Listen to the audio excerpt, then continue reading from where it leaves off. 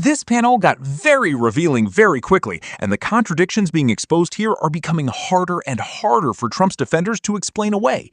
Before we dive into it, hit subscribe and drop a comment telling me where you're watching from and what you think about this discussion.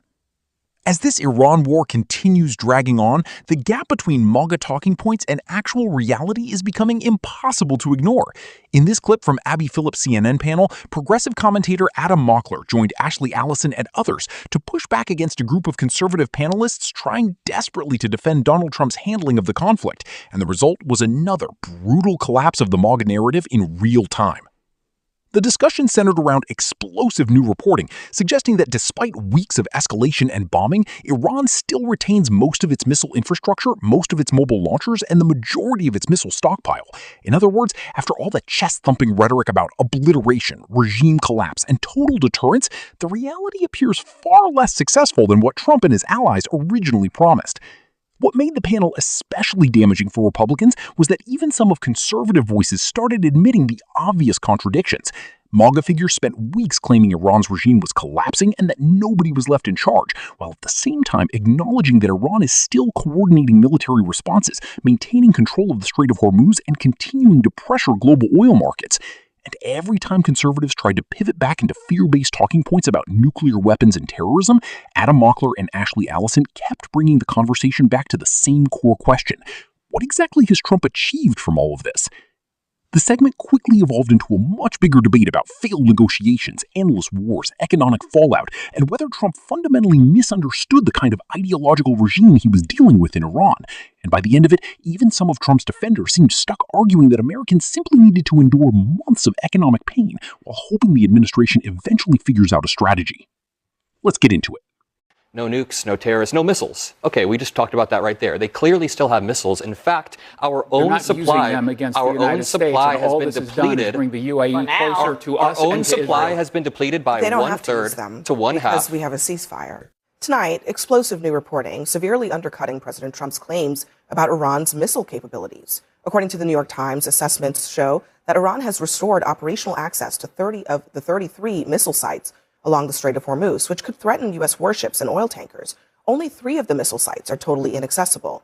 The Times also notes that Iran still has about 70% of its mobile launchers and has retained another 70% of its pre-war missile stockpile. And as the war drags on, even some of the biggest hawks are beginning to lose patience. I don't trust Pakistan as far as I can throw them. If they actually do have Iranian aircraft parked in Pakistan bases to protect Iranian military assets, that tells me we should be looking maybe for somebody else to mediate. No wonder this damn thing is going nowhere. When this war started, we heard 3 or 4 different things. No missiles, no nukes, no terrorists, and maybe regime change. That's what he was going for. Regime change has not happened. The IRGC is still in control. It's not going to happen. The IRGC is so deeply embedded. The IRGC is in Iran, and they're in charge. They are so deeply embedded in Iran's institutions that you can't just get them out unless you go boots on the ground. Who's in control right now? The IRGC. Number 2, on no nukes. What they did was scatter the scientists around the country and put all of the blueprints into the cloud, so it still exists. Yes, the nuclear is, the enriched uranium is buried under rubble, but it's still in Iran. They can just rebuild, get the info from the cloud, and then rebuild again. So that takes me to no terrorism. They can still fund terrorism. They'll likely get money from this deal, and the Strait of Hormuz will likely be told 3 months from now. So they're going to keep taking money. What was the last one? No nukes, no terrorists, no missiles. Okay, we just talked about that right there. They clearly still have missiles. In fact, our own supply has been depleted. Bring the UAE closer to us. Our own supply has been depleted by one-third to one-half. Because we have a ceasefire. Because they successfully convinced Trump that they're at a negotiating table, and yet it's been a month and there's been no deal. Actually, several of you brought this up. Who are they negotiating with, and what is the actual strategy? The son of Iran's last Shah just spoke earlier, and he says there are too many mixed messages coming out of this White House. Listen. You have to have a clear message. You have to have a clear strategy of aiming for putting an end to this regime, allowing for people to revolt, allowing for elements within the military and security forces to defect and join with the people. All of that has to be coordinated as a coherent strategy. You cannot send mixed signals. On the one hand, say people need to rise, and at the same time say, wait, we are negotiating. It's confusing the hell out of everyone. And you can't rely on it. And like you said, who are we negotiating with? Cardboard cutout. That does not look good for the president. Well, if he is not losing negotiations. cardboard cutout. One of the earliest signs, Elizabeth, eliminated everybody else. But I actually, that's exactly what I was going to ask you about, because one of the earliest signs of a potential miscalculation from the administration was that they acknowledged that all the people that they thought they could potentially work with, they had killed.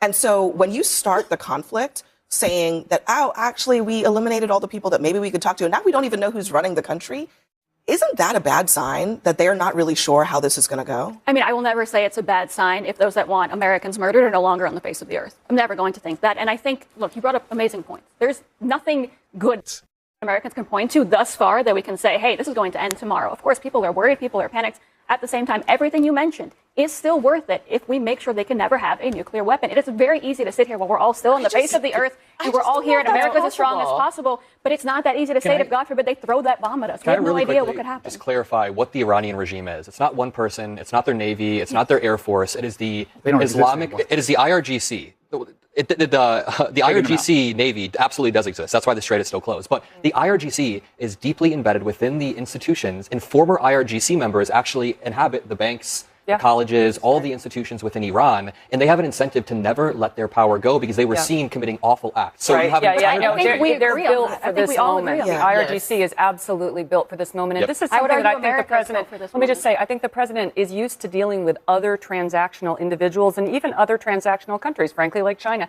This is an ideology that we're talking about here. It's not that Donald Trump is used to just dealing with other transactional figures. He's used to being able to bully people into doing whatever he wants them to do. In his businesses, he'd just not pay for things and know that the people that he would be going up against in court didn't have the resources that he had, so he could just wait them out. When you're dealing with countries, it's not that way. You can't just bully an entire country into doing whatever you want to do. This is the fallacy of having a quote-unquote businessman in the White House, particularly when it was a failed businessman, a guy who had multiple bankruptcies, and really wasn't this negotiator that he's made out to be. The art of the deal was all nonsense. He just didn't pay his bills, and most of the people that he dealt with didn't have the money to fight back. These people have all the time in the world to wait. They'll take all the pain. And one agreement does not kill an ideology. And so even if we come to an agreement and they say we will not build nuclear weapons, the next day they can start again. Why did we celebrate Obama's deal? That's right. I'm not saying Obama's deal was perfect, but at least it's steps forward. What I'm saying is that you're not going to bomb out an ideology unless you eliminate a whole country, and I think we all would say that. What you can do to de-radicalize is oftentimes integrate a country into the global economy, and that's what the nuclear deal did. We integrated Iran, we had oversight in Iran, and it was better than whatever the hell we have. And we delayed their ability to get a nuclear weapon to strike the United States of America. And Jason, we've talked about this with you on the show for several months now at this point, and we have been told that by this point, they would have to capitulate, that the blockade alone would force them to the negotiating table. That really has not happened. And not only that, but they're rebuilding their missile capabilities. They still have all the nuclear material in their possession. So, as Adam often asks, what are we getting from all of this bombing? Well, we might get more bombing if they actually do get close to what the New York Times is reporting. I mean, obviously, the White House has pushed back on some of the claims about their capabilities and their access. I think one can reasonably look at how they're acting right now, and they're certainly not using those missile sites at this point. If they do, in fact, have access to it, I think the president doesn't want to get involved more so militarily. He's giving them every opportunity. The blockade is, in fact, working. Their economy is weakened. It's going to take some time, and I think that's the one thing that the president, just from a messaging standpoint, is in a really tough spot. He's not going to come out and say this is going to take 6 months, or you cannot put that kind of, you cannot put that kind of timeline on any of this, because you're basically telling the enemy that all you have to do is wait this out for X amount of time. So politically, that puts him in a tough spot. But as I've said, and I do think that this is bearing out as truth, he's willing to take political hits because he thinks what's happening now, the end goal is the right thing. And I agree that the end goal is the right thing. It is reasonable, and you've made a very good point about whether or not it's worth it, the pain that the American people are feeling. We should be having that conversation. It's important to have that conversation. He's taken a stance, and now the response is going to be political. The problem is, you said he can't say 6 months or a year, but he did. He said a week. Like everything you're saying he can't do, he already has done, and he's done it incorrectly. And so then that makes people feel confused. And then you get reporting, you hear in June that their stockpile was under rubble. He didn't say under rubble. He said it was basically eliminated. Obliterate, thank you. That reporting doesn't match up. So I think the American people actually agree, you and I agree, and probably everyone at this table, that Iran should not have a nuclear weapon. Yeah. And I think if the president from the very beginning was more honest and said, we're committed to this until the end, and not put premature or unnecessary or just ambitious deadlines that we all knew were false, and said, and you know what, Americans, I need you to go with me on this because you will experience some pain, but I am committed. But he hasn't done that. Can I push back on one point? Sure, that's what we're here for. So had he said that from the beginning, would any of the reaction from folks on the left, his critics, been any different than what it is now? But at least he would be acting with some integrity and honesty. Right now, if you don't believe in the war, maybe you don't believe in the war, but I think that right now, he's talking out of two sides of his mouth, and so it is much easier for me to be a lot critical of him because he's being inconsistent. But here's the thing. I mean, I think it feels to me like it's a lot simpler than this. You just said that at least he took a stance. Well, it seems like the stance that he took may have been a massive miscalculation. And if that is the case, that's a leadership test. Yeah. Leaders either make good decisions or they make bad decisions. And it's possible that right now we are living through a bad decision and the consequences of it. One of the biggest reasons this entire Iran situation is becoming such a political disaster for Donald Trump and MAGA is because reality keeps colliding with the fantasy they sold to the American people at the beginning of this conflict. Every single week, the goals keep changing. Every week, the messaging shifts. Every week, Americans are told to ignore what they were promised a few days earlier and just trust that Trump somehow still has everything under control. First, it was Iran's nuclear program has been obliterated. Then it became, well, maybe the material is still there, but they can't use it. Then it became, actually, they still have most of their missile infrastructure. Then it became, well, this could take months. Then it became, the economic pain is worth it. And eventually, people start asking the obvious question, what exactly are we getting from all of this? That's why Adam Mockler and Ashley Allison were so effective during this panel. They kept dragging the conversation back to outcomes instead of rhetoric. MAGA commentators wanted to stay in the world of emotional slogans. Iran bad, nuclear weapons, terrorists, strength, deterrence. But slogans are not strategy. At some point, you have to measure whether the actions being taken are actually accomplishing the stated goals. And based on the reporting discussed in this segment, the answer increasingly appears to be no. Iran still has missile capability. Iran still has nuclear knowledge. Iran still has the IRGC fully embedded in power. Iran still controls pressure points in the Strait of Hormuz. And now the global economy is absorbing the consequences of prolonged instability. That's not victory. That's escalation without resolution. And honestly, one of the most revealing moments in the entire discussion came when Ashley Allison pointed out the obvious contradiction in Trump's messaging. His defenders kept saying he had to avoid putting timelines on the conflict because that would supposedly help the enemy. But Trump himself is the one who repeatedly overpromised. He's the one who kept acting like this would be quick, decisive, and overwhelmingly successful. That matters because leadership is not just about starting conflicts. Leadership is about preparing the public honestly for the consequences of your decisions. And Trump consistently refuses to do that because his entire political identity is built around projecting dominance and certainty at all times, even when reality clearly doesn't support it. That's why this administration constantly ends up talking out of both sides of its mouth. One minute they say Iran is collapsing, the next minute they say Iran remains a massive existential threat. One minute they say the regime are cardboard cutouts, the next minute they admit the regime still controls key institutions, military operations, and regional leverage. One minute they claim total success, the next minute they explain why Americans need to brace for 6 more months of economic pain. Those contradictions exist because there was never a coherent long-term strategy underneath the bravado. And Adam Mockler made another critical point that people really need to pay attention to. Trump fundamentally approaches international politics like a businessman who believes everybody can eventually be bullied into submission. That might work in certain business environments where power imbalances exist and smaller parties don't have the resources to fight back, but countries, especially ideological regimes, do not operate that way. Iran is not a failed contractor Trump can drag through endless litigation until they give up. Iran is not some small business he can pressure financially until they surrender. Iran is an entrenched ideological state structure built specifically to survive pressure, sanctions, and conflict. And that's why several people on the panel correctly pointed out that the IRGC is deeply woven into Iranian society and governance itself. The regime is not just one leader sitting at the top waiting to be removed. It's a network of military, political, religious, and economic power structures that have spent decades preparing for exactly this type of confrontation.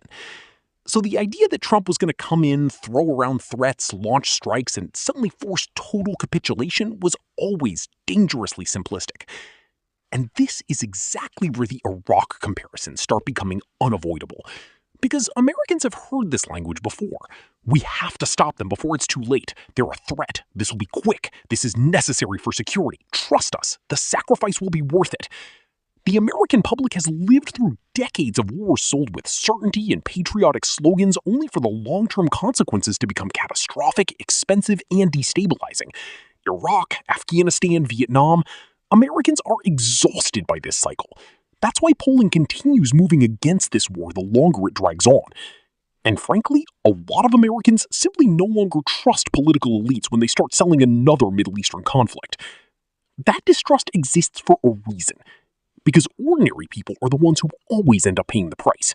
Higher gas prices, higher inflation, economic instability, dead soldiers, civilian casualties, massive taxpayer spending. And years later, politicians pretending they were never fully responsible. Meanwhile, defense contractors make billions, oil markets get manipulated, political pundits sit safely on television panels debating strategy, and working people absorb the consequences. That's why the economic dimension of this conflict is becoming so politically dangerous for Republicans. The longer this war drags on, the harder it becomes to separate foreign policy from everyday financial pain. Americans may not follow every geopolitical detail involving Iran, but they absolutely notice gas prices. They absolutely notice inflation. They absolutely notice whether life is getting harder. And that's where Trump's biggest vulnerability comes into play. He returned to power promising economic relief and stability. Instead, Americans are watching another Middle Eastern conflict push costs higher while the administration struggles to explain what success even looks like anymore. And what makes this even worse for MAGA is that their own messaging keeps undermining itself. One side says the regime is weak and collapsing. Another says the regime is terrifyingly dangerous and must be stopped at all costs. One side says negotiations are happening. Another says there's nobody legitimate left to negotiate with because Trump already eliminated them. The contradictions pile up because there's no unified strategic vision holding any of it together. That's why Abby Phillip's final point hits so hard. It may simply be the case that this was a bad decision. Not every use of force automatically becomes justified just because a president insists it is. Sometimes leaders make massive strategic miscalculations. Sometimes escalation creates more instability instead of less. Sometimes military action weakens diplomacy instead of strengthening it. And judging by the growing uncertainty, the economic fallout, and the lack of clear, measurable gains, more and more Americans appear to be concluding that this may have been exactly that, a huge miscalculation, with consequences the administration still doesn't fully control. Because if after all this bombing, all this escalation, all this economic pain, Iran still has missiles, still has nuclear knowledge, still has the IRGC in charge, and still has leverage over global energy markets, then what exactly was achieved besides making the entire world more unstable? That's the question MAGA still can't answer.